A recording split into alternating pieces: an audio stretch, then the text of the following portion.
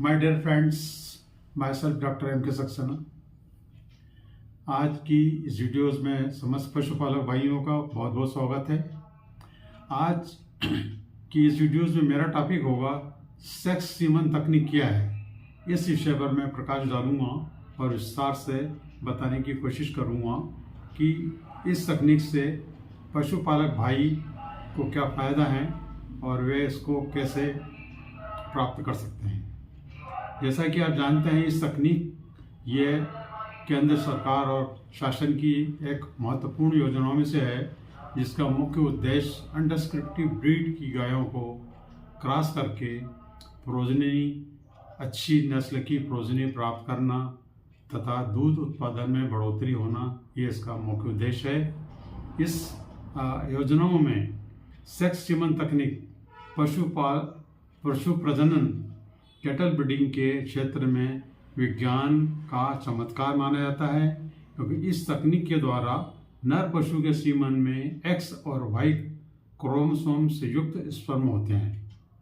तो यदि Y chromosome वाला स्पर्म अंडाणुओं को फर्टिलाइज करता है तो नर संतति मेल और स्प्रिंग का जन्म होता है। यदि एक्स क्रोमोसोम वाला स्पर्म अंडाणु एग को फर्टिलाइज करता है तो मादा संतति का जन्म होता है। प्राकृतिक रूप से देखा गया है कि नर के सीमन में एक्स और वाई क्रोमोसोम का अनुपात बराबर होता है, अतः इसलिए नर और मादा के जन्म की संभावना 50-50% होती है। किंतु सेक्स सीमन तकनीक के इस्तेमाल से ये संभावना 85% से 90% तक बढ़ जाती है और मादा जन्म लेती है। यह तकनीक पशुपालकों के लिए भ्रम और समस्याओं को खत्म करने का एक कारगर उपाय होता है। इस तकनीक के द्वारा हम अधिक से अधिक फीमेल संतति को जन्म दे सकते हैं, फीमेल संतति प्राप्त कर सकते हैं। सेक्स सीमन की डोज महंगी जरूर होती है, किंतु यह जरूरी है कि एआई का कार्य हम कुशल और अनुभवी कृत्रिम गर्भाधान कर्मियों द्वारा ही करवाए जाएं। इसलिए हमें ये चाहिए कि जो भी कार्य हम करें वो बड़ी सावधानी से और एक सफल टेक्नीशियन द्वारा ही करवाएं। इसके अतिरिक्त यह तकनीक पशुपालकों के क्षेत्र में एक क्रांतिकारी बदलाव लाने के में भी सक्षम है और पशुपालकों की समस्याओं का समाधान करने में सक्षम है। कहाँ से प्राप्त करें? अब समस्या उठती है कि यदि हम ये कार्य करने जा रहे हैं तो इसका लाभ उठाने के लिए हमें क्या करना चाहिए, कहाँ से हमें ऐसे सेक्स सीमन को प्राप्त करना चाहिए। ऐसे कई सेंटर्स हैं गवर्नमेंट के और कुछ प्राइवेट भी हैं, तो वहाँ से हम इन्हें प्राप्त कर सकते हैं।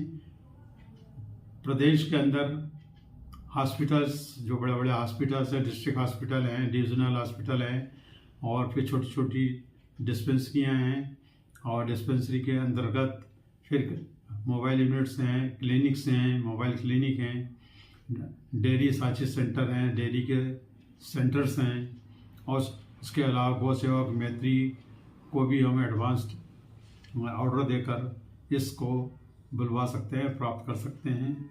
ये विधि स्वस्थ और नियमित हीट में रहने वाले मादा पशुओं पर प्रभावी परिणाम देती है।